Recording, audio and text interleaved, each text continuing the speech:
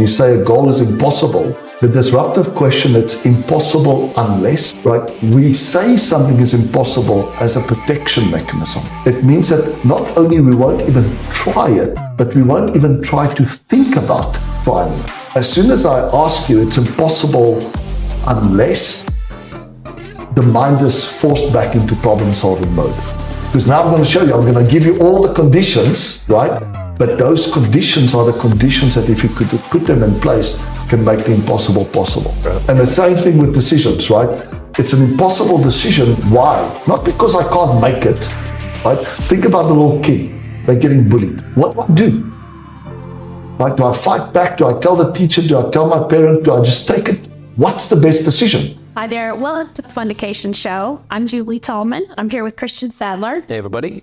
Today, we have a really great episode for you today. If you're like me and you love business and personal development, we get to speak with one of the world's leading research scientists and theory of constraints experts. We're here with Dr. Alan Barnard, CEO of Goldratt Research Labs. Thank you for being here. We're really excited to have you. You're so welcome. Thank you for the invitation. We want to talk today about how decision-making drives your life, how to set and achieve massive goals, and how that rolls over into investing and real estate. Tell us a little bit about what's the basis that everybody needs to know about your constraints. So in science, we call something a theory. If it provides you with a simple and useful explanation about something. So when you hear theory of relativity, you'd expect to hear what is relativity and how is it important and useful. So the same with theory of constraints. So knowledge of a constraint is massively useful and important for 5 reasons. How would you set the goal of a company or a system or a person if you don't know what the constraint is? The resource that is limiting you from achieving more. First thing, knowing the constraint helps you to set ambitious but realistic goals. The second thing is, if you don't know where the constraint is, it's like the weakest link in the chain. Focus your improvements. You strengthen the weakest link, you make the whole chain stronger. Whether that chain has got 3 links or 300 links, there's still only one. Anybody that's interested to find that one thing in their life or in their business to change that will change everything, you need to know where your constraint is. The third thing is, if you're making changes, how do you know how it will impact the whole system? It's a massively complicated problem, even for relatively simple systems. You know, whether you have a small business or big business, is knowing the impact on a constraint is a good approximation or kind of like a hack to find out what the impact on the whole system is. So that's number 3. So it helps you to set goals, decide where to focus, judge the impact of changes on the whole system. And the last 2 is really interesting. When you're trying to optimize systems, global optimize them, right? Do what's best for the system and not what's best for the parts. Number 4 is, if you know what are the rules to help you to get the most out of your constraint, those same rules help you to maximize the system. And then the last point is, when should you change the rules? When a constraint moves. Yeah. So if you think about a company like McDonald's, right? Where is their constraint? It's a number of customers walking into a McDonald's restaurant wanting to buy burgers, right? And as long as that remains their constraint, they can set up standard operating procedures and rules to ensure that they never waste that scarce resource, right? And that's kind of the first step of theory of constraints. Once you've determined what your goal is, your goal determines the resources you need and how many of them you need, right? So if you have a goal of making $1 million, or you have a goal of impacting 1 million people, right? You know what products or services you provide, so it tells you what resources you need and how many of them you need. Any resource that you don't have enough of to achieve that goal is a constraint. And you can only have a few constraints. I don't have enough market demand for my product or service. I have enough demand, but I don't have enough capacity to deliver it. I have enough capacity, I don't have enough supply. I have enough supply, I don't have enough cash. Or lastly, which is my favorite constraint, number 5, is we don't have enough management attention. That's kind of the ultimate constraint for all of us. Whether you're a single mom, right, or the CEO of a Fortune 500 company, the number of things that demand your attention at work and at home will always exceed your available attention. So that's kind of, in a nutshell, the sphere of constraints is just a simple explanation about why constraints matter a lot. When you're setting goals, when you're deciding where to focus, when you're trying to judge the impact of changes on the system, we have to figure out what are the rules that we should use. And there's 5 types of constraint: market, capacity, supply, cash, and attention. And that's it. And all of them, identify the constraint, find a way of squeezing more out of it, subordinate everything to that decision. If it's still not enough, then go and get more, hire more salespeople, get another machine, whatever. But then if the constraint moves, go back to step 1. And so it provides you also with a process of ongoing improvement. So if I can kind of tie that in, you said with McDonald's, for example, their constraint is, how do we get those people through the door, get as much money, so to speak, from them? How do we get them to buy as much as possible? A movement of that constraint would be if there was a beef shortage, for example. Yes. And so in real estate, we're kind of going through this shift right now where it was the constraint of how do we actually find a deal that pencils, that we can make enough cash flow from. Now, if there is a deal to be had out there, now it's about getting access to the money. So that would be a change in constraint. Absolutely. And 2 things happen when the constraint moves. One is the constraint has all the power in the system, right? I remember many years ago, I worked with Cisco Systems. And at that stage, whatever Cisco produced, they could sell. The most valuable company on the planet at that stage. They allowed their suppliers to make 3% margin. Imagine that, right? 3% is nothing. Yeah. Any kind of fluctuation in your supply chain, your margin is gone. So guess what happened? Over time, many of these suppliers either went bankrupt or they were acquired. One morning, Cisco wake up asking for another price reduction. They didn't realize that the constraint had moved back to the supply, and they got shown the middle finger, right? So it's like now the constraint is the supply. That's where the power now is. And secondly, you now have to change the rules. I was just going to ask, do the rules ever change order if the constraint changes? If the constraint changes, you have to change the rules. So, for example, if you imagine a simple little factory, right? Say that factory is producing these mugs, and it's fortunate, it's done great marketing, and whatever it's producing at the moment, it can sell. So what rules would I use to manage the factory? I would have very long runs producing only one mug of one color. Because every time I change the shape or the color, I have to do a setup, and now I'm losing time and capacity. Why would I? If I could sell everything I could make. But there comes a point where suddenly that doesn't happen anymore.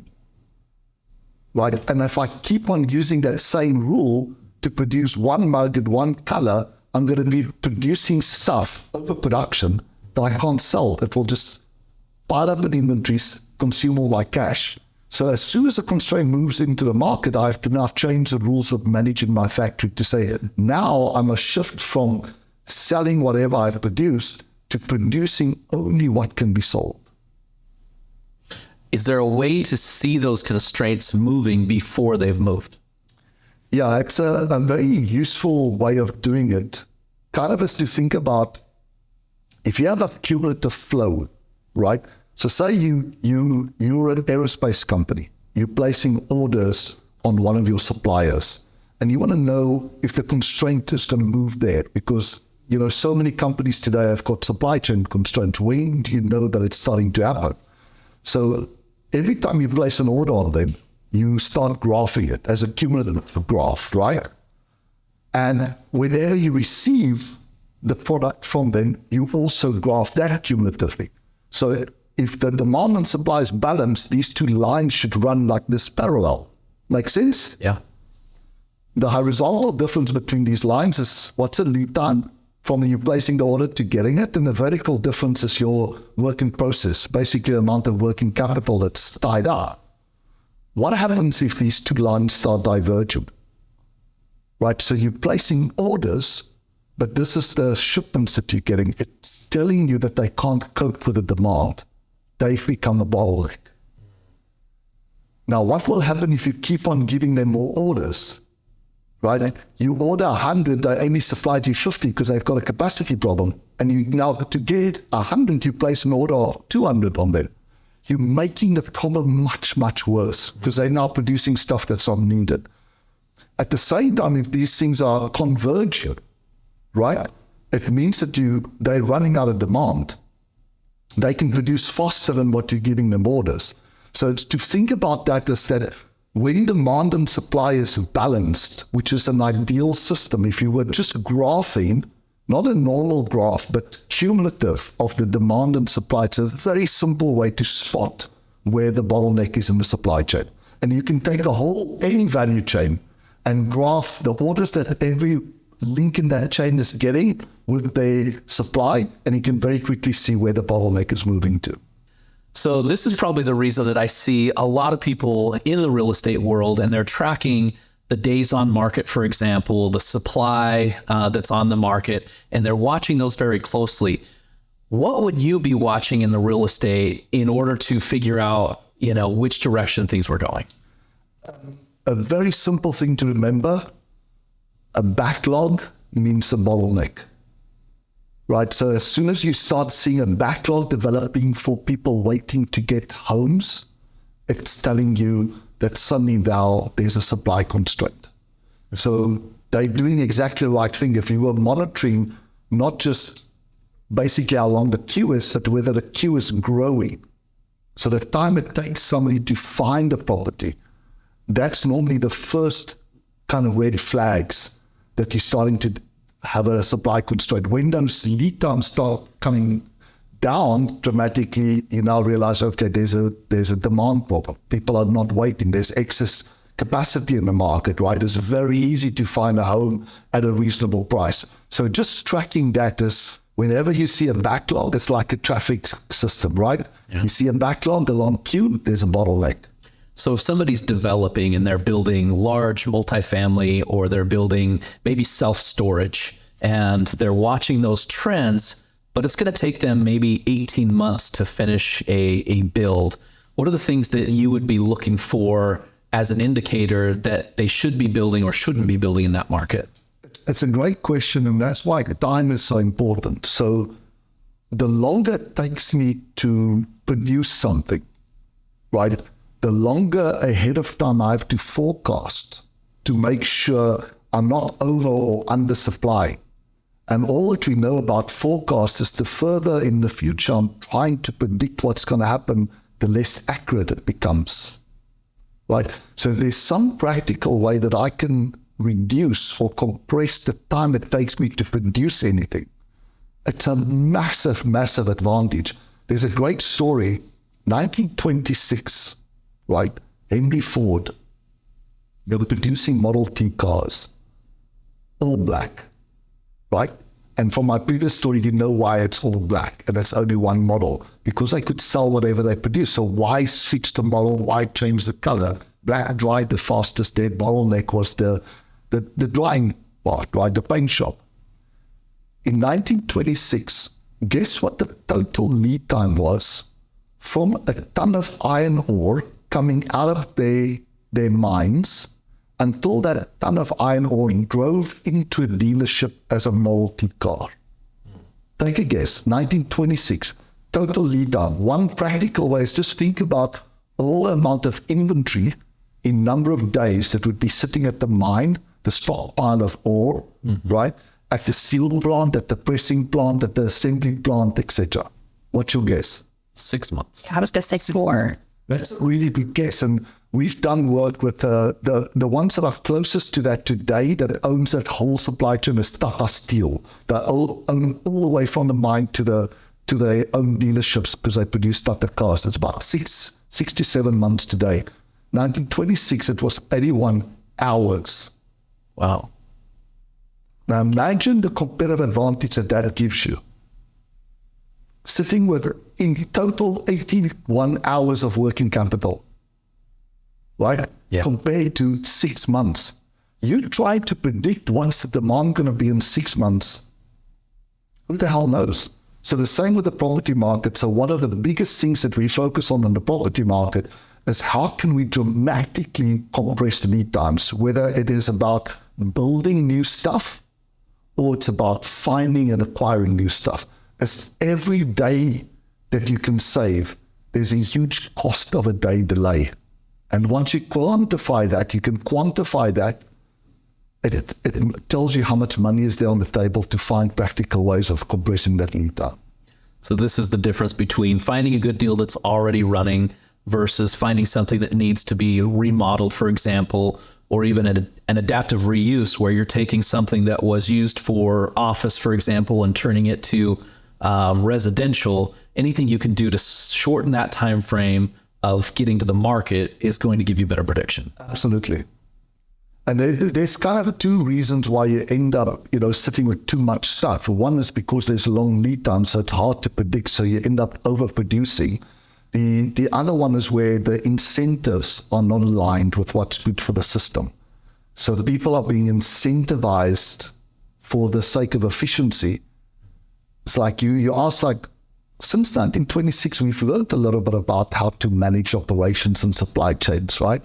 So why today is it 6 months of inventory and lead times compared to 81 hours?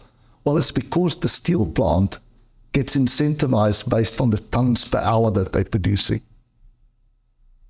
not the tons per hour that's being consumed and sold. So as soon as you decouple those two things, you stuck with systems that overproduce or underproduce.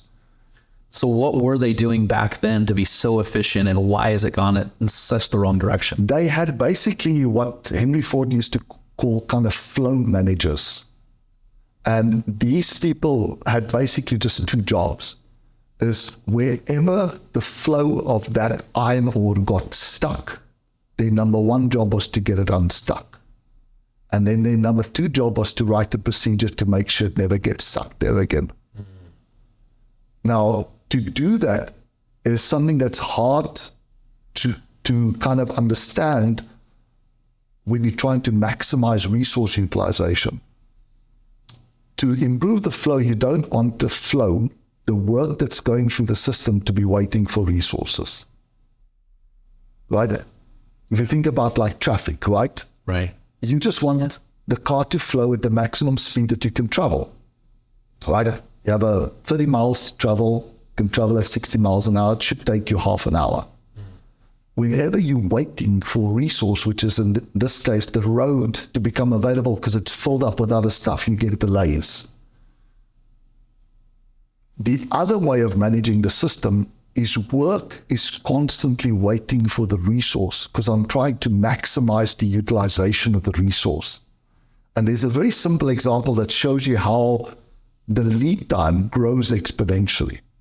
I hope all the viewers and listeners can associate with it. Say, Julia, I come to you and I say, your job is you do tasks that takes you 1 day, right? That's just your job. And I go, how long will it take you to do this 1 day task? What's your answer? And I say 1 day. 1 day, right? The right answer should be, it depends. What does it depend on? It depends on your current utilization, your current busyness, right? So if you have nothing else on your plate, a 1 day task will take you 1 day. What if you were 50% busy already? It'll take you 2 days. Right. What if you 75% busy? Now it takes you 4 days. Yeah. What if you're 90% busy? It takes you 10 days. If you're 99% busy, it'll take you 100 days to get to a 1 day task. Can you see the exponential growth of lead time as the busyness of the resource gets close to 100%? There's a sort of magical number of around 80%. where it's reasonable, right? A 1 day task will take about 5 days to do. But once I get over that, and that happens when I'm trying to maximize the resource utilization, it's like in construction, we have these big pieces of earth moving equipment, right? You're trying to maximize the utilization of those. Guess what happens? All the projects are waiting for that piece of equipment. What do you see in business? Because most of the people that we work with in real estate that are sponsors, that are syndicators, investors, they wear a lot of hats, and that does tend to make that exponential growth of trying to get things, the time frame of trying to get things done. What are some of the items of advice that you can give to somebody in business so that they can be more concise in the things that they need to get done? You have to understand what's the avoidable causes of delays, right? So you have unavoidable causes of delays, things that are out of your control that happens. There's a strike at a port in Vietnam and you're bringing in stuff that you can't do much about. But by far the majority of the delays that we see on construction projects are avoidable. And one of the biggest ones are multitasking, where we're trying to do too many things at the same time. Yeah, and you see a lot of times where an investor maybe really likes to work with one contractor. And so they're trying to get that contractor to work on multiple projects. And if somebody's working on multiple projects, would they be better off to hire, let's say, 3 subpar contractors versus one really great one? Yeah. I mean, we recently did a little simulation model for a developer. So they developed condos, right? And they came up with this really great way of building a condo from scratch in 120 days. Okay, so I said, so they just launching this. Like, so they securing investors, etc. And all the numbers on an Excel spreadsheet, it looks fantastic. Like they're going to make a ton of money. Everybody's going to make money. So they asked us to just check their assumptions. So I said, okay, so tell me how you're planning to do this. And they said, the plan is we have 5 teams. We're going to give every team 2 condos to work on. I said, okay, what's your logic? I said, well, if one condo is delayed, it's waiting for something, the team can shift to the other condo. So they'll always have something to do. So 5 teams, 10 projects, 10 condos that they're launching in parallel, right? So imagine the project portfolio, there's 10 condos, and they're all planned to finish in 120 days. So we built a simulation model for this. Press the play button. They were hoping to make around, 30% margin on this. Press the play button. All the projects, the fastest one completed in about 160 days, the slowest one in about 300 days because of the multitasking. So then we said, well, what if you just don't do that? What if you just do one at a time? Suddenly you're getting back to the sort of 130, 140 days. And then you say, well, another mistake that we make is we pre-allocate resources ahead of time, right? And once I've allocated it according to the plan, it's stuck there, right? Probably the worst example of this is budgeting. I don't know if you've heard of this thing called spend it or lose it, right? It's very common, especially in the public sector, but even in the private sector, right? People plan a year in advance. They're preparing a budget. Now, how accurate is our forecast for a year of what will actually be demanded of the product or services that my agency or department does? Who the hell knows? Right. But then we make the mistake of locking that in. And if you don't use it, you lose it. So imagine you were frugal right throughout the year. You get to the last few months and you left with some surplus. Now you're stuck in this horrible conflict. If I don't use it, I not only lose it this year, but I'll use it next year.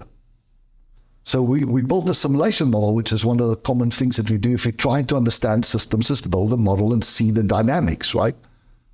It turns out that government agencies and private sector companies are typically losing between 5 to 10% of their total budget because of spend it or lose it. Wow. And if there's growth happening within a company and that's going on, then they're really more afraid to lose it in the following year. Exactly.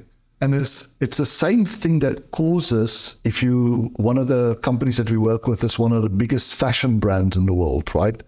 So their equivalent of that is shortages and surpluses at the retail. Why is there shortages and surpluses?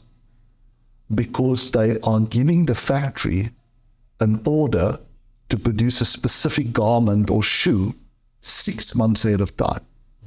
Why 6 months? Because the backlog on the factory is about 5.5 months. It takes them a couple of days to actually produce all this stuff, but you have to wait, right? And it's a vicious cycle now. Now I have to tell them 6 months in advance of that shirt that you're wearing, how many are you going to order? And once you've ordered it, you're stuck with it, right? Yeah. If suddenly it becomes massively popular, you might sell that whole 6 months supply in the first month. They think it's a good thing. Oh, we stocked out. Well, you lost 5 months of sales on the highest sales velocity item, right?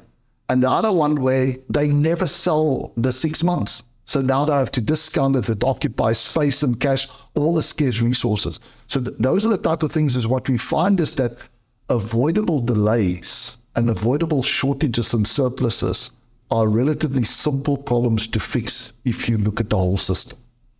And in that scenario, what was the potential fix? Was it to get a new supplier, to add an additional supplier or something? Well, one thing that you have a couple of foundational principles that you'll use, for example, some of them comes from finance, right? So if you think about aggregation, why do we have short-term insurance? Right? Why don't each of us not try to save enough for ourselves? It's because there's a benefit of aggregating, right? And there's a mathematical rule that's very simple. It's basically the root square of the number of things that you combine.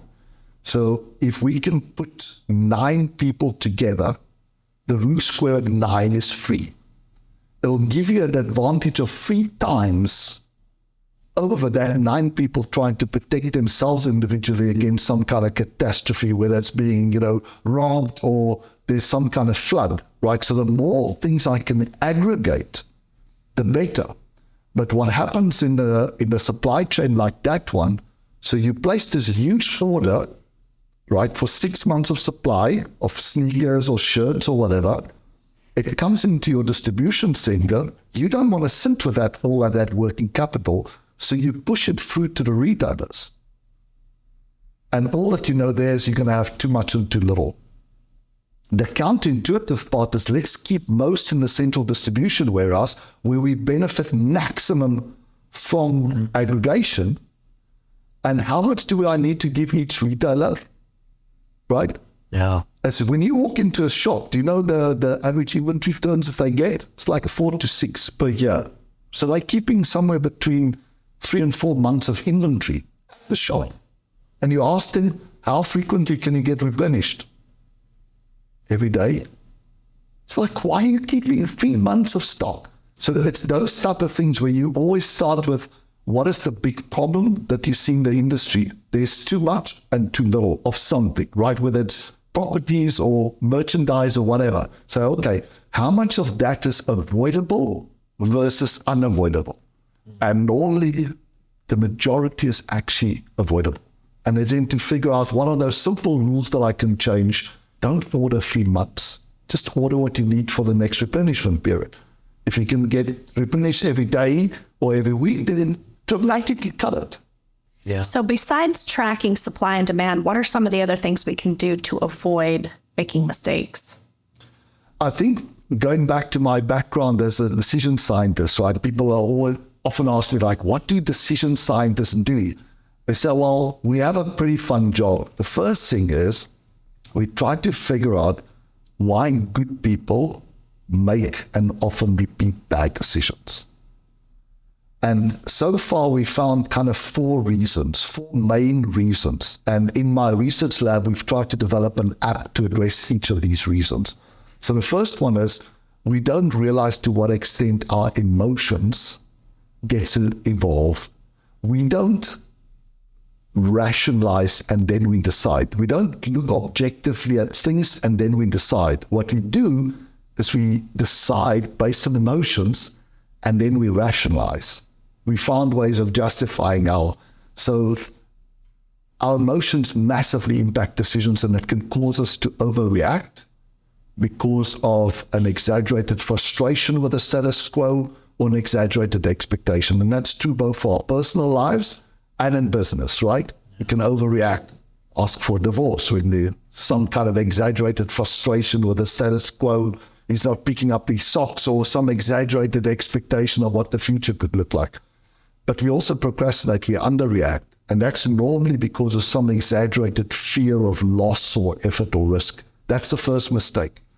The second mistake of why we make avoidable decision mistakes is we get overwhelmed with complexity and we don't even know where to start, right? So you give somebody an ambitious target, right? And they don't even know where to start. So Which happens all the time in real estate. right. So getting them to sort of break it up into parts and say step 1, step 2, step 3, keep it as simple as possible, as few steps as possible. That's the way of dealing with that thing. The third one is that we are often asked to make decisions that are highly subjective.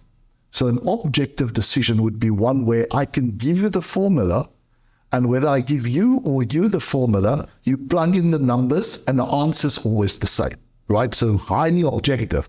Subjective is where you have to make a judgment call. And then unfortunately, most real life decisions require judgment calls because of something called VUCA. I don't know if it's a terminology that's understood in the real estate. It essentially comes from the phrase. The acronym VUCA stands for volatility. So there's volatility in demand and supply. The U is for uncertainty. It's always going to be uncertain what the impact will be or what caused something, especially because small things can have big changes, right? Have big impacts, right? So there's uncertainty of causes and effects. The first C is complexity. Things are dependent on each other. Lots of parts and they're interconnected. Like when we're working with retail, and you ask somebody, you're trying to come up with a forecast for this new model, right? You think you're going to sell 1 million. Do you think you should consider how many of the old model is currently available still? Absolutely. Yes. Do you think they do? Never. Right?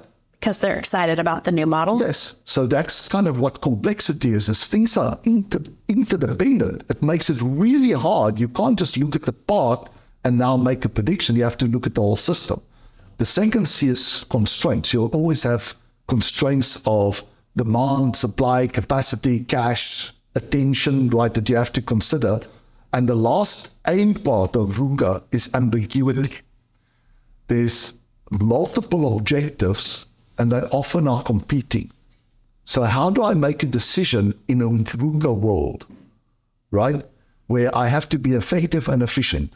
So the only way that we can make decisions there is we use simple heuristics, simple rules of thumb that are not dependent on all that VUCA elements, but it requires intuition. And what happens is that, if you've been doing this for 30 years and you've learned the right lessons, you would develop intuition to be able to help you make those really difficult calls for which there's no formula, right? It's highly subjective. You have to use your gut feel, your intuition. But what we often do is we put people into positions which requires subjectivity and intuition, and they haven't yet developed it. Right? There's a reason why it takes us, 10, 20, 30,000 hours to become an expert at something. So that's that third category of avoidable decision mistakes is when you're trying to make a decision that requires subjectivity and you haven't developed the intuition, phone a friend that has. Right? Daniel Kahneman, one of the most famous decision scientists, he has this lovely, simple criteria to remember. He says, like when you're facing a really difficult decision, who should you phone, right? So firstly, make sure that they're really an expert, right? Don't go and ask the poor guy about finance because he has no idea, or the friend that's been divorced 4 times about marriage, right? Make sure that they're really an expert. Second criteria, make sure they like you. Third criteria, that they don't like you too much. that they will give you the honest answer, They can be objective. that they can be objective, right? So that's kind of the third one. And then the last one, which is an area that we also focus on, is our mind is not very good at dealing with probabilities and interconnectedness, etc. Even the simple little systems, because of the variability and interconnectedness, makes it very hard to predict. So there it's building simulation models. You can't do it with simple Excel spreadsheets. You have to actually build full dynamic simulation models, like that condo example that I mentioned. If you do the Excel calculations, right, it shows you that, oh, you have enough capacity to do all 10 condo projects at the same time and they'll make 30%. Yeah. You press the play button, you actually simulate it, showing how often projects are waiting for resources and what happens because the resources are multitasking and task switching. Suddenly everything takes long and you can't get that. So those are a sort of full avoidable decision mistake. It's emotions. It's to do with being overwhelmed. It's to do with the fact that I haven't yet developed the intuition and yet I'm being asked to make decisions that requires that. And the fourth one is just too complex. I need to build simulation models. Yeah. So, I mean, I'm always tying this back to real estate and the idea of what we have. So I think about like mentors, for example. I had a mentor when I was young in the business, and he always told me, never take advice from somebody that you wouldn't trade places with. Mm-hmm. And it's kind of that thought of you have to look for that person. As you've been studying that, do you find that there's a reason why people are unwilling to reach out and ask for that help that they need? That's a great question. I mean, why don't you ask for help, right? So what we normally ask is, pick an example where you haven't asked for help when you needed help. So start with that, right? It's like, why wouldn't you ask for help? So try to answer that question yourself. So I can see, like, sometimes if I, in an example for me where I was having a really difficult time in business, I thought people would essentially look at me as a threat, so to speak, to their business, because their business was dependent on mine. So how could I reach out to them when I was struggling myself? So that's a great and very common reason. Another one is that, imagine I'm new in this, right? And I'm trying to portray myself as an expert, as somebody that knows what the hell I'm doing. What does it tell people and myself when I have to ask for help, right? It makes me feel, number one, and look like I'm not really an expert. But when you look at the true experts, they instantly know that this is an area that they don't have much intuition about, and they will phone somebody. Like, you see it very often in the legal system, as the judges are constantly phoning each other. You know, there's a case that, like sex trafficking, that maybe that judge has never seen before, right? He's been sitting on the bench for 30 years. He wouldn't hesitate a second to phone a judge that deals with those cases all the time. So when you have that embarrassment, it's a big, big problem. And I heard Steve Jobs talk about, one of his inspirational videos. And he said one of the biggest lessons he learned was, as he was growing up, he would not hesitate to ask for help. He said the people that really are experts always are very gracious with their time and expertise. It's the ones that are not that you have to put a question mark whether they're really an expert. Right. That makes a lot of sense. I think one other aspect to that too is that there could be a small part of you that doesn't really want to know the truth. Maybe you want it to be a positive answer, but it's not. So how do we come back and run that through the mental part of decision making? That's such a brilliant point. If you think about being an entrepreneur that's developed this new product, or you've got a new development, right? My wife is currently in the process. She's building a golf performance institute, right? She's a golfer, and she's been traveling around like crazy for all the things like going practice here, get physio there, go to gym there. So she has this idea of putting everything under one roof, right? And every time she's asking people, what do you think about this idea? What do you think the feedback is? They love it. Fantastic idea. So she said, do you have any advice? I said, you have to find people that will tell you what they don't like about the idea. But as the inventor, we don't want to hear it, right? So when we work with entrepreneurs, if they develop some new product, it's like design an experiment to check. And they always find excuses not to do it because they don't want to know. It's a hard thing to overcome, but you have to overcome it. So one of the biggest research projects that we've got in our lab is we realize that people don't learn from experience. We learn from experiments, right? So whether it's doing a new development, you are very likely to repeat the mistakes that you've made on the first one, unless you viewed it as an experiment. And when we view things as experiment, we list down what's the assumptions here, right? The assumption is that I can build this in 120 days. I can sell it for this price. This will be my cost. That will be my margin. These are all assumptions. So now I'm thinking, what's the fastest way to check if that's true? So going back to the idea of theory of constraints, how does it all tie back? Theory of constraints can basically be summarized in 3 words. It's focus. Focus on the constraint in the system. Improve that and you improve the whole system. But the second part is fast feedback. Is you have to constantly design small experiments to get fast feedback about what's working and what's not working. And what's not working, try to find a way of improving it or stop it.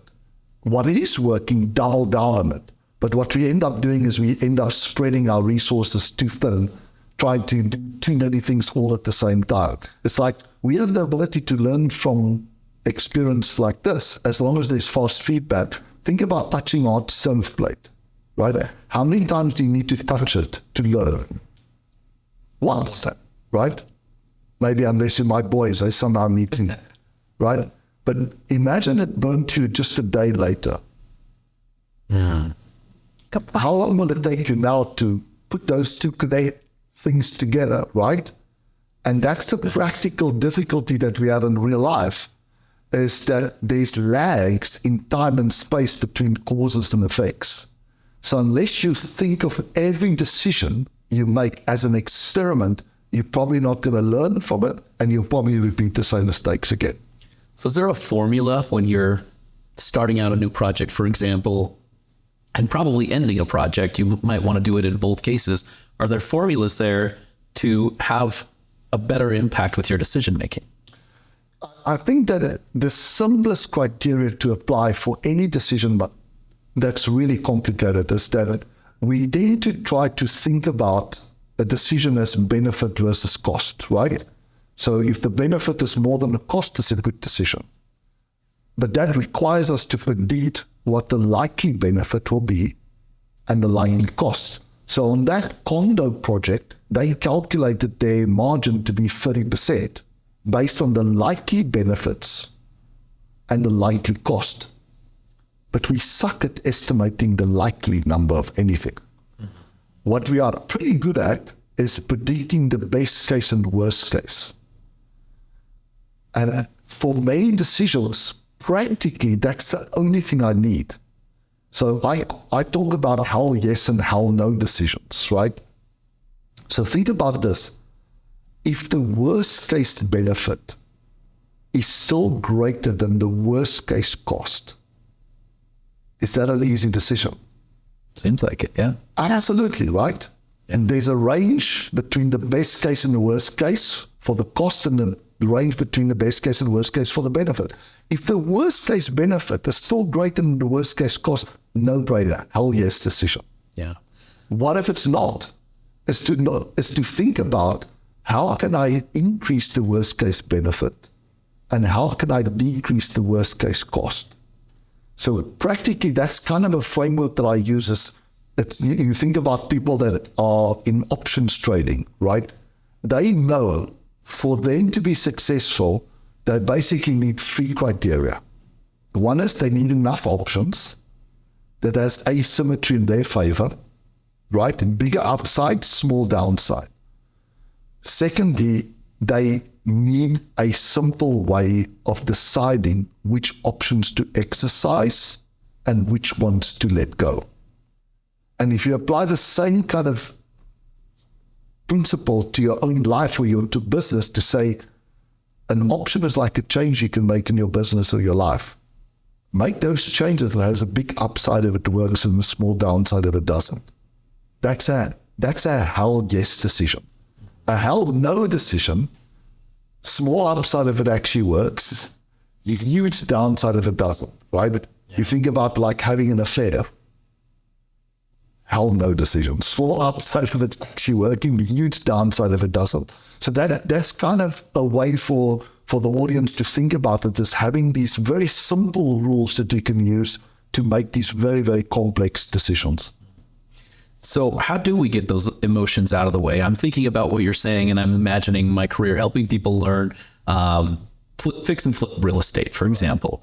When you do the numbers, I always tell them, look at the worst case scenario. What is the most you'll pay for the money? What is the most you're going to pay for that remodel, in your mind? And, what's the upside? And if everything looks good in a worst case scenario, it's even better in a best case scenario. Right. But oftentimes we still take that worst case scenario and we're probably a little bit more lenient on it than we could be.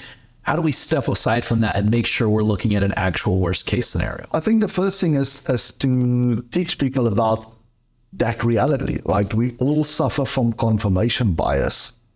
Like I said, is when we make a decision, we don't look objectively at all the facts, rationalize it, and then we make a decision. We decide and then we rationalize. But practically what happens is, as soon as I've made a decision that this flip is a good deal, guess what my mind does? It starts rationalizing why it is. It's only seeing evidence to support my decision.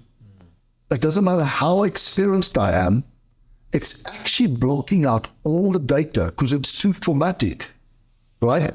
So let's say put some filters. I will identify those people to go and talk to that will confirm my decision. Like, what do you think? Oh, I think it's a great idea. Well, everybody else is like, no, it's a fantastic idea. Right. So you put up those folders. It's actually a hard work to challenge your assumptions. You have to make an effort, right? And one practical way of doing it is list all the assumptions. Like I said, treat every decision as an experiment to learn from. First step is, what's my assumptions here? And then see if there's simple ways to go test those assumptions before I fully commit. Get that fast feedback. And part of it is to actually go to talk to people that don't like the idea, that this will disagree with you.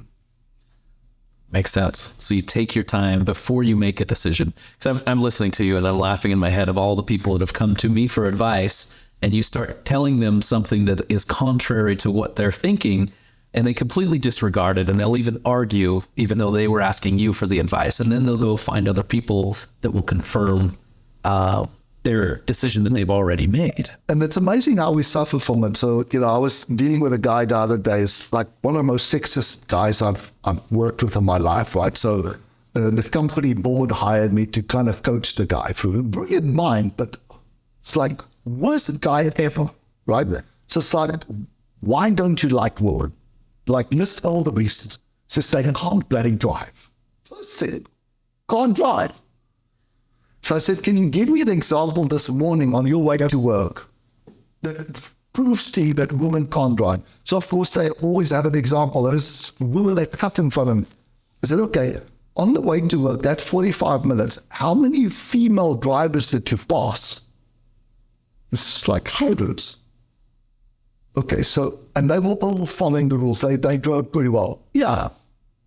But you see what his mind does. He uses the one to justify the rule. Mm-hmm.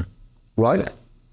So unless you have that kind of smarts about you to say, let me try to look objective at this thing. It's 1 out of 100 or 1,000. Does that support my conclusion that people are like that? No, it doesn't. But unfortunately, that's what our mind does. Our mind is trying to protect our ego, right? So once we make a decision, that's all that we pay attention to, is finding evidence to support our decision. Yeah, we'll always find what we're looking for. We always find what we're looking for, and it's true for your personal life, but also for business. So the advice is always treat every decision as an experiment to learn from. And So I would love to understand that more. For somebody who is not a research scientist or a decision scientist or any scientist, we don't really understand how to do a proper experiment.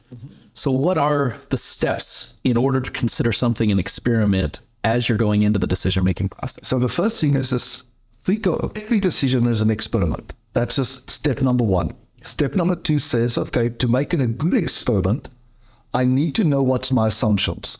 Like, say you're starting a new exercise program, right? And you've decided, okay, enough is enough. I'm looking at myself in the mirror. Oh my God, I can't stand it. Okay, I need to do something. Go on a diet, do some exercise. Okay, treat it as an experiment. Now, the next question is, what's the assumptions that I've made? And how can I get fast feedback about whether this assumption is true or not? So that's the second part of a good experiment, is I need a way of getting fast feedback. The third part of a good experiment is full compliance to whatever I decided to do, right? Yeah. Because if I don't quite follow the diet and I don't get the result that I'm expecting, I will never know. Yeah. Right? Is it the diet that's not working, or is it my non-compliance? And it's amazing to see in organizations how they tolerate non-compliance. We have a standard operating procedure, we have a standard policy, but as long as you're achieving your results, you can do what you want.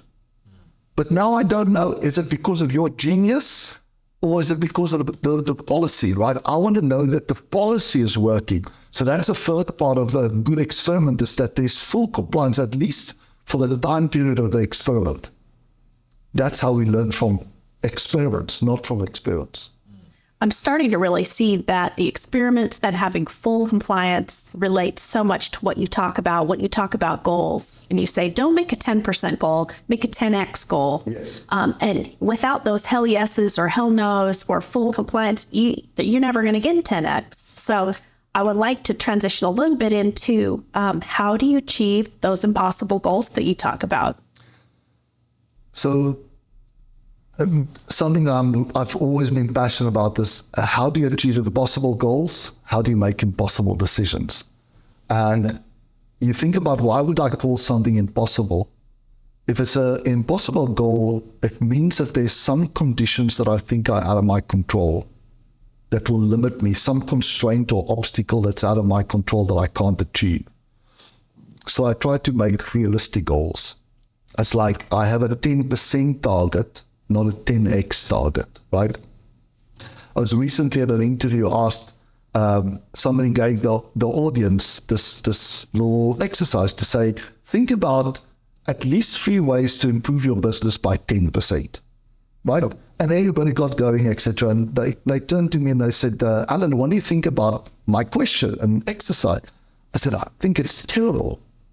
I said, why would it be terrible? I said, how many ways are there to improve something by 10%? Countless. Almost countless, right? So if you're trying to find out what to focus on, what's the one thing that will change everything, that exercise will take you in the wrong direction. What would be a better question? Find at least 1 or 2 things that can improve you by 10x. Did you contribute to that book by chance? X is easier than 2x. I just finished it recently. Yeah. So Dr.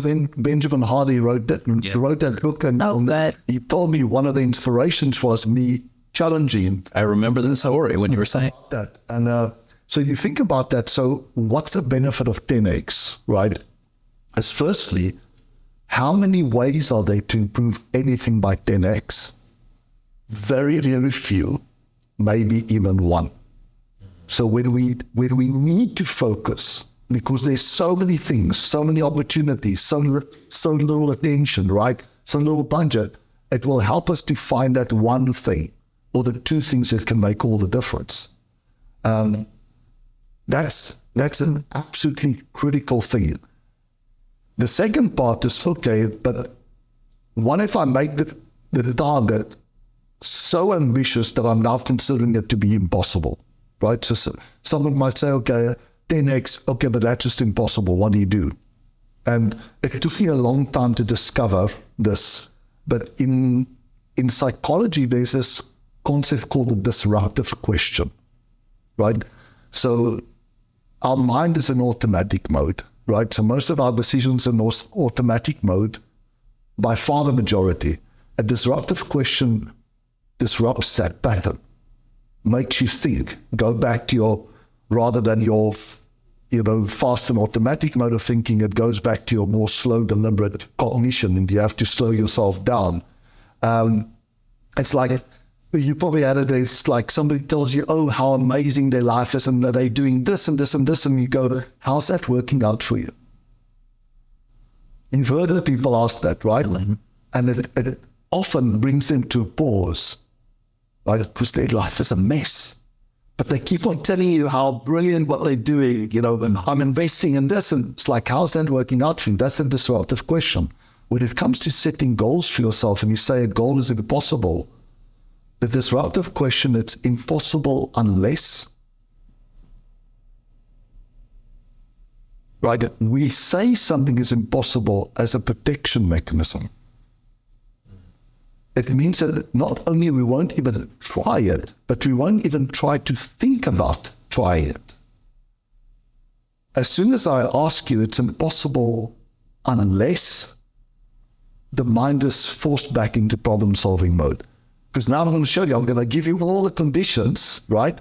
But those conditions are the conditions that if you could put them in place, can make the impossible possible. That's incredible. And the same thing with decisions, right? It's an impossible decision. Why? Not because I can't make it, right? Think about the little kid. They're getting bullied. What do I do? Right? Do I fight back? Do I tell the teacher? Do I tell my parent? Do I just take it? What's the best decision? It's an impossible decision because every option has got its pros and cons, right? Yeah. So how the hell do I make that decision? You ask them, it's impossible unless. It's impossible to make that decision unless I can come up with an option that has a big upside and a small downside. So this is actually a great transition to talk about pre-iShare and what we're doing, because I believe that we are creating that impossible unless, yes, which is if an investor was going out there and they're creating an investment, which is a syndication, which means you're pooling money together. If you don't have enough money yourself, you need to pull others in. And typically you may go out there and pitch, 100 to get to get 3, I should say. 70 people choose not to invest. And typically in real estate, the biggest concern is it's an illiquid investment. You're investing in something that is 3 years, 5 years, 10 years down the road before you see that return. And a lot of people just don't have that time to wait. And so we're creating a secondary marketplace for those fractional shares, because why do they been illiquid? Not because it has to be, but because the syndicators have made it that way. Right. When you're buying into a syndication, you're not buying a piece of real estate. You're buying a fraction of a company that owns a piece of real estate. And so that is therefore a security that could be easily traded. You were talking about options trading earlier. It kind of ties into that same scenario. And now all of a sudden we've opened up a bigger portion of those investors that would invest with that same syndicator. The other thing it does is it gives them more investors that will ultimately get into their transactions simply by the fact that later, after they've already done their raise, they're usually not talking to investors about that deal anymore.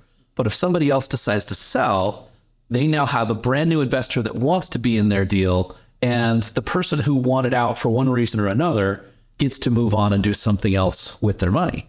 So we believe that this is going to change the industry in giving syndicators the ability to get more investors overall.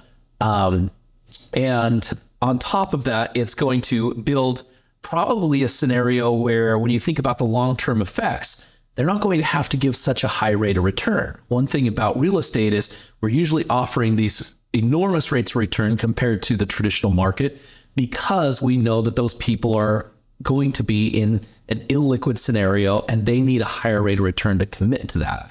That's kind of the overall theory of pre-iShare and what we're doing. I think it ties in directly with the kind of the principles that we've discovered, right? When you think about the high margin, so when we are working with a client in retail, right, and some of the very high fashion brands, you know the kind of margins, right? So you're working with one of the biggest fashion brands at the moment, a handbag of $3,000. Do you know what the actual cost is? I'm going to guess $3. It's a little bit more than $3, like between $30 and $100 is typically, right? And you go, oh, how greedy they are. Well, that margin is required because of the inefficiency in that supply chain to be able to predict what will sell. And so they're sitting with stock that sits there for a long time before it doesn't sell. And I think it's the same thing with what you were speaking about is part of it is understanding who's your dream customer. Who will benefit the most from the product or service that you sell? You know, when you wake up in the morning, you wake up to serve somebody, right? Who is that perfect customer? And then for me, the difference between the product and service that you provide and the offer, right, is the offer addresses all the reasons why your dream customer wouldn't buy. And it sounds like that's kind of something that you are systematically doing, right? Yeah. Identifying that dream customer and say, why wouldn't you invest? Because I don't want to be stuck with something I can't get out. Okay, what if we solve that problem for you? Yeah. And the other side of it is some of those people won't invest because they don't want to base their investment on pro forma. So now when it can be traded later term, they have a shorter investment cycle and they have the predictability of saying, I can look at the trailing 12 months maybe, or even 24 months of how it's been performing. And they'll probably pay more for that investment or take less of a return, however you want to look at it, based on the surety that they already know how it's performed. Absolutely. And I think that it's not just real estate, right? It goes for everything. It's that ability to design little experiments so you can find out what's the main reason why they're not buying your amazing product or service, and then thinking about a way of addressing that. One of the first times that I got involved in real estate, and I know nothing about real estate, was in Japan, working with one of the biggest home developers in Japan, Daiwa House. And they sent Dr. Barnard, would you come in and help our sales team sell more houses? Like, I don't know anything about selling houses, never mind selling houses in Japan. And it's like, no, you always ask some kind of question that helps. So, okay, I'll go there. So the whole sales team is sitting there. I say, okay, who sells the most houses here? So they translate and this little guy walks up. He sells the most houses. I said, I want to understand how much more do you sell than the average salesperson? It's like 4 times as much. I said, okay, to the other people, why do you think he sells so much more than you? Oh, he's just lucky, he's got an easy region, there's no competition, etc. So I said to the person, why do you sell so much more? And by the way, whenever you're trying to think about how much is it possible to improve any system, a very generic way of thinking about it is look at the gap between the best and the rest. Because the best is achieving their performance with the current resources, right? So it's like comparing the best day of a factory versus the average day. Why can't we have the best day every day? What are those conditions? So I said to this guy, so, well, why do you sell more? He says, nobody's ever asked him. He's been there 20 years. Wow. Why don't? So I said, so tell me. He says, well, when he's meeting with the family, right? And he asked them, what do you want in this new home that you want us to build for you? And they all have their requirements. He says he does something very simple. He asks each member of the family to give their must-haves and the nice-to-haves. And then he gives them 2 quotes. Everybody else gives them 1 quote. And that quote is always going to be too high or too low. He almost always wins the deal. Because when they compare him, his must-have quotes will be comparable to the lowest quote they would have received. And then a nice to have, they can say, okay, if you have a bit of surplus, if you can afford more than $1 million, what is the must-have that dad must have? What's the must-have that mom must have? What is the must-have that little Susie and little Johnny must have? And it's that kind of mindset is just put yourself in their shoes. trying to figure out why wouldn't they buy? Why wouldn't they invest in this amazing product or service and addressing that in the offer? Such a great thing for us to remember in real estate when it comes to what properties to invest, or if you are flipping a house, or what must people have, and then put some bells. But it's also, going back to a point that you made earlier, is being really honest with yourself. Are the 100 people that I'm trying to sell this really all my dream customers? Right? Yeah, probably not. Probably not. And now I'm wasting all my time trying to sell something to somebody that doesn't want it or need it. That's a hard problem to solve. Even if you're the best salesperson in the world, then you have to come up with ways of, you essentially end up being manipulative to get them to buy. So the starting point is always, who is your dream customer? Where are they? How can I find it? What would be the reasons they are not buying it? Seeing how you can address it. When Michael Anderson sat down and kind of looked at the premise of what pre-iShare would be, he did a little reverse engineering. It was kind of like, here's all the pitfalls of sponsorship. This is why it stinks, But then he said, but on the investor side, this is what would make investing so beautiful. And he brought those together to where there really isn't a margin. There's full transparency, and they work together. So I think that's why we're so excited to bring some of these things to the market. And markets reward win-win-wins, As I can get away today with the win-lose. I win and the customer lose, but it's not sustainable.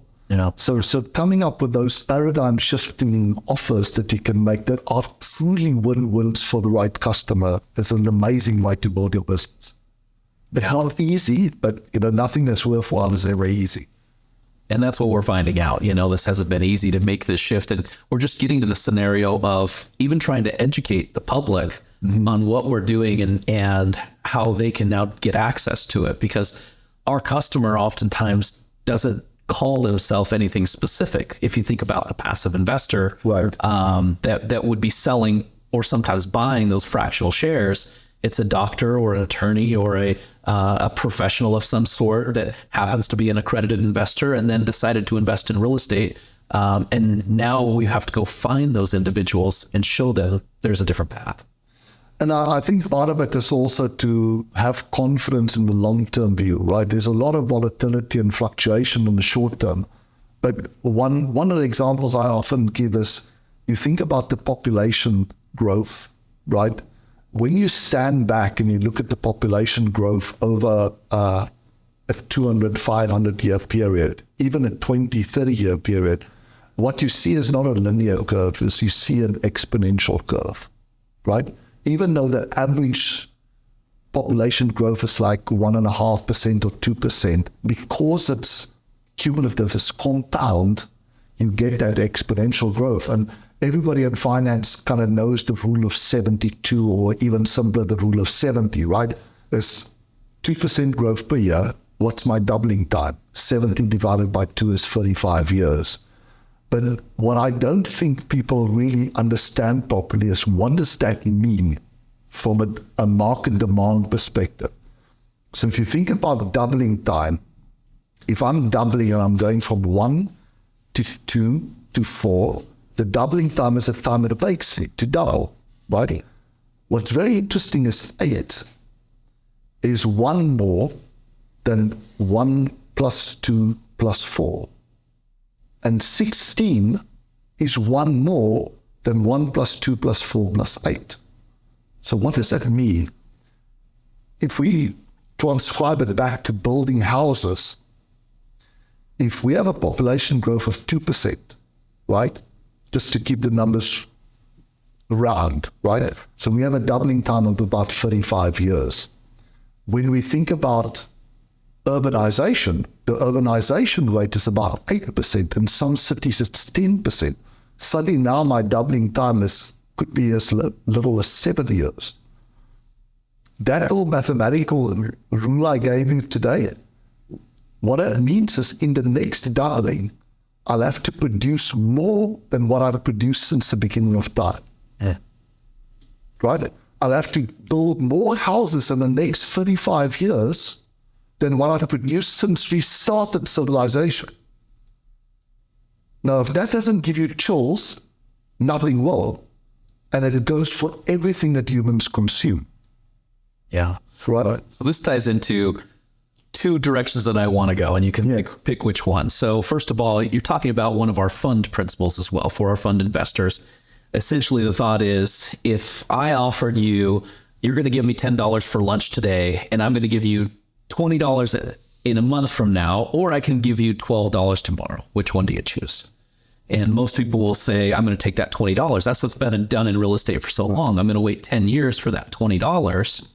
Whereas if that person chooses the $12 option, and then they realize I could find somebody else to lend that $10 to for next month and the following month. Yes. And then if you go even beyond that and you say, once I get to the point where I have $20, I could actually loan it out to two people in the same month, and so on and so forth. That's kind of the idea of our short cycle investing, is we want to be in for a very short period of time, capture those multiples, even if it's less than what we would get in the long term. By having a high deal flow, we can give a great return to our fund investors. So that's one idea I thought of.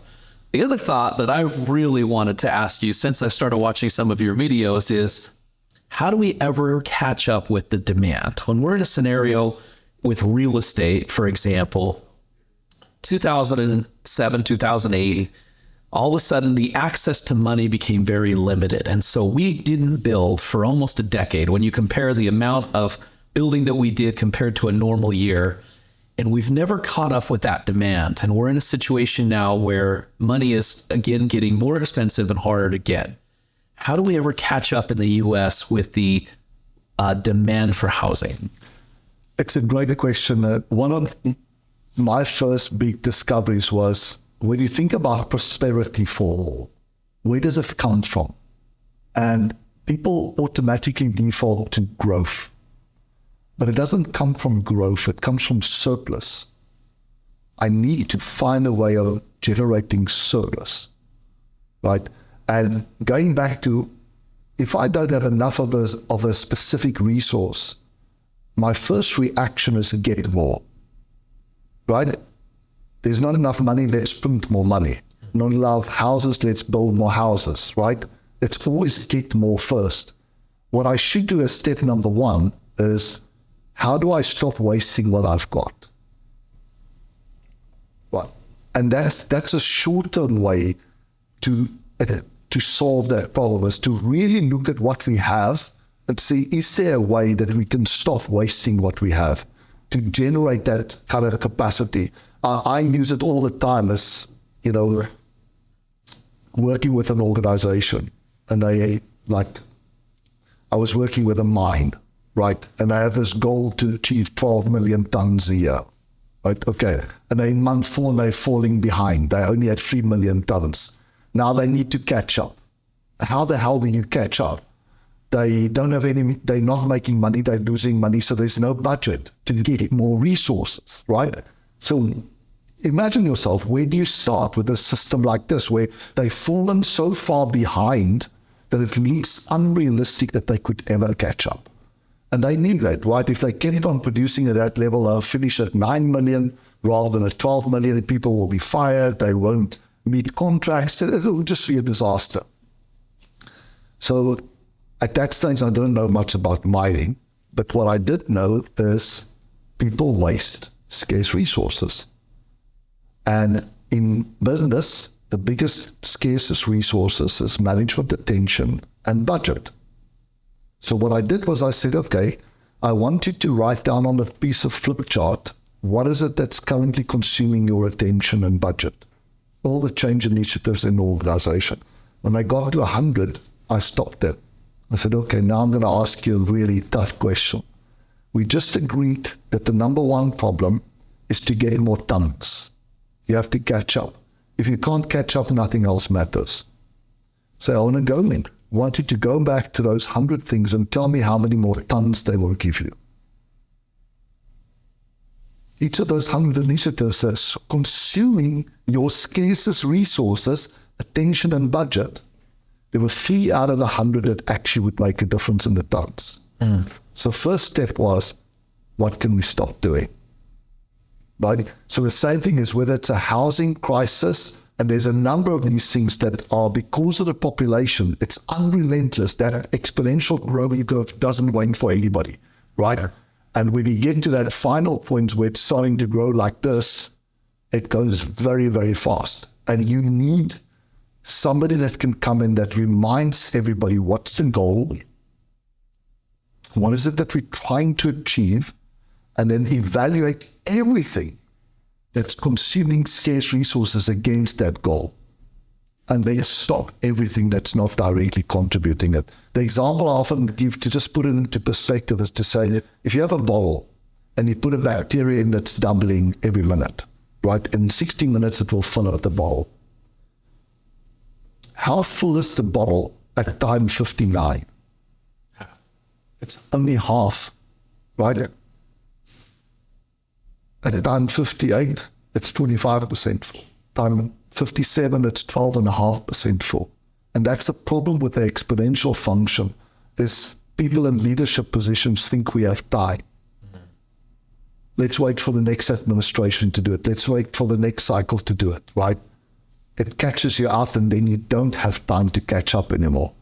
But how do you catch up? Is you need to solve a lot of things. Most things you need to stop and then think about, how do I get more out of what I had? How do I focus those few things? And then there's practical things, right? There's an example that was done in the Habitat for Humanity about how long should it take you to build a 3-bedroom house? What do you think? 6 months. Look, empty lot until the family can move in, and the inspector signs off that it's safe for family to move in. You have all the resources ready to go? Yeah, so the goal is to try and do that as quickly as possible, right? To say the goal is to try and put that family, because they don't have housing, how to put them in a house. Current world record is 3 hours and 18 minutes or something, right? But it forces you to think in that 10x mode. Like, how do I reduce it? The time, if it's 6 months, how do I get it done by 10x? Right? As that forces you to go and think about what is actually causing the total lead time to be that long. It's essentially that project waiting for resources. So what if it never had to wait for resources? How fast could we do it? And it's basically stopping that multitasking. So there, from a fear of constraints perspective, going back there, that's something that we're really good at doing, is we found all these reasons why people waste resources, why they lose capacity, why they lose time. And there's normally very simple, eloquent solutions to dramatically compress the lead time and dramatically increase the throughput without adding more, buying more resources. Yeah. On a private sector, somebody that's wanting to go out there and help solve this problem of the inefficiencies, where would you focus your time, or where would you advise somebody focuses their time? If they can target any real estate sector, where would they go? I think what you see across the world, and again, I'm not an expert, but just a little bit of research that you do, is you find that every economy, whether it's a developing economy or undeveloped economy, there's a housing crisis in a specific segment of the market, right? It's that low to middle income sector. There's never enough of those, and there's a shortage everywhere. And it's like, how do I fix that problem, right? Yes, there's land is scarce. So the first thing is, how do I not waste it, right? I can build apartment buildings. That's one way of doing it. Or I can put these all micro houses, right? So companies like Basketball, I was in their factory the other day, they are trying to solve that problem. I think it's once you realize how big this crisis is going to be, there's a shortage that will just keep on growing. I mean, I asked the team from Basketball, they're currently doing something like 20 houses or something per week in their factory. I said, what's your backlog? Do you know what their backlog is? Probably huge. 170,000 orders. Ouch. It's like, how long is it going to take you to catch up? So what they're doing is they're busy building a mega factory similar to one Tesla has done, because you'd have to produce it at that level to not just catch up, but then to stay ahead of the time. And I think it's that 10x type of thinking that's absolutely required to say there's currently a huge mismatch between demand and supply. What's the simplest, fastest, lowest cost, lowest risk way of closing that gap and keeping it closed? Yeah. And I guess the other side of that is also meeting a demand that people are going to go for, right? So I think about Neil Bawa, who we've had on the show. His goal is to focus on getting 10,000 townhomes, because he believes that people that want to live in a house, but they are in that, lower to middle price point, that can't afford a house will live in a townhome, little postage stamp backyard, a little porch out front. They still feel like they're in their own home, but you can fit a lot more townhomes, for example, on a plot of land than if you're building a single family home. Yeah, and even it feels like it's something that's very uncomfortable, but people in Europe have been doing it for ages, right? The travelers have been doing it where we basically sleep in bunk beds, right? And we have a big space, communal space, and at night the bedroom is really just for sleeping, and you have a little capsule that you zip up to give you some privacy. But it's that type of thinking that will be required to solve it. The problem is just going to get worse and much worse and very quickly if people are not thinking at that 10x level. Well, and cities and communities know that's coming. There's already incentives for that type of housing, and they're making it easier and easier for builders and, syndicators to come in and make transitions, make remodels. Right. It's the same with cars, right? We already have too little road capacity, right? So already traffic jams. So what do? So, how do I get fewer cars on the road? At the moment, the efficiency of a car is terrible. Like, what percentage of time do you actually use your car? Right? And the percentage if you use it, how frequently are you the only person in the car? Right? Yeah. So it's those type of things that you really have to think about. But sometimes, I remember I was at a conference and one of the big consulting companies were up there, and they said that they received a ton of money to go and do research about the impact that ride sharing and autonomous cars will have on the congestion on the roads, right? And I said, anybody can guess in the audience about what the combination of those two things will do on the congestion on the road. By what percentage will it reduce congestion? I had a bit of an unfair advantage because we built simulation models of traffic, right? So I put up my hand that I said, it's going to increase the congestion. The guy said, it took then 2 years to figure this out. Like, how do I know, right? We think just logically is when you have ride share, right, and there's a lot of competition, it becomes more affordable. So what will happen to people that are currently taking a bus or a train? I'd much rather take a car, right? So I'm moving traffic from those networks back onto the road. And the same with autonomous cars, right? Now they don't go to sleep. They stay on the road. So the number of cars is going to increase from both of those perspectives. Of course, it will help with parking, and there's a couple of other benefits there, but it's really thinking about what will be the real impact, and is it going to be the saving grace, or do we need another breakthrough here to really solve that problem? Yeah. I think about when you talk about infrastructure, we have a huge airport infrastructure project going on right now. They say it's 10 years to finish, but by the time the 10 years gets there, it's already inefficient for that current demand. Exactly. It's like many years ago, I was working with a Dubai airport, right? And they were reporting growth rates of passengers going through the airport at about 10% per year. So going back to our doubling time story, right? 7 years to double. But what it also means, in the next 7 years, they'll have more passengers going through the airport than all the passengers that have gone through that airport since they've opened. And I had people don't click, right? And they go, we have a huge problem here. Yeah, this is mind-blowing. Yeah.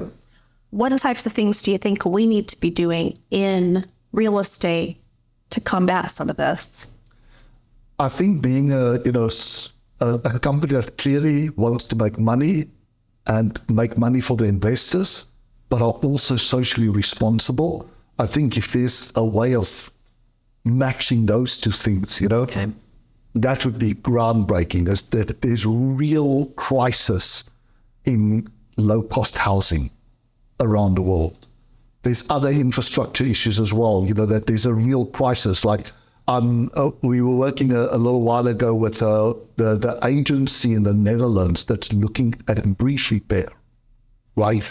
And when I came to me, I asked him some numbers. Just to make sure that these bridges don't go over the time for which the certificates have been signed that they're still safe, it would mean that they would have to do repairs at a rate of about 3 to 5 times their best year ever. And I said, what's happening with your budget? Oh, every year our budget is being cut. Right? Now you think about that. In Netherlands, what happens if they close a breach? Sometimes it's the only way to get to your home because of all the water is on this one bridge. Now it has to be closed because it's unsafe, right? So those things, so anything related to infrastructure and housing, etc., I think when the demand is exceeding the supply, there's a huge potential for profit. But you want to be responsible, right? You want to limit it because you could exploit it very easily. So you want to be responsible, make enough money for the investors and yourself, but at the same time contribute massively to a global problem.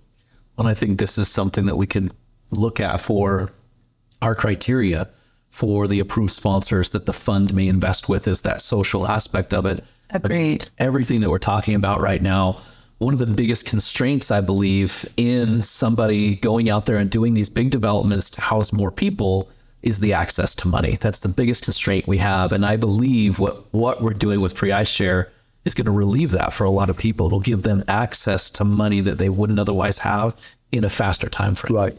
And then, again, thinking long-term, which I know is what your team is constantly doing, is then to say, okay, once we've overcome the money constraint, where will the constraint move to next?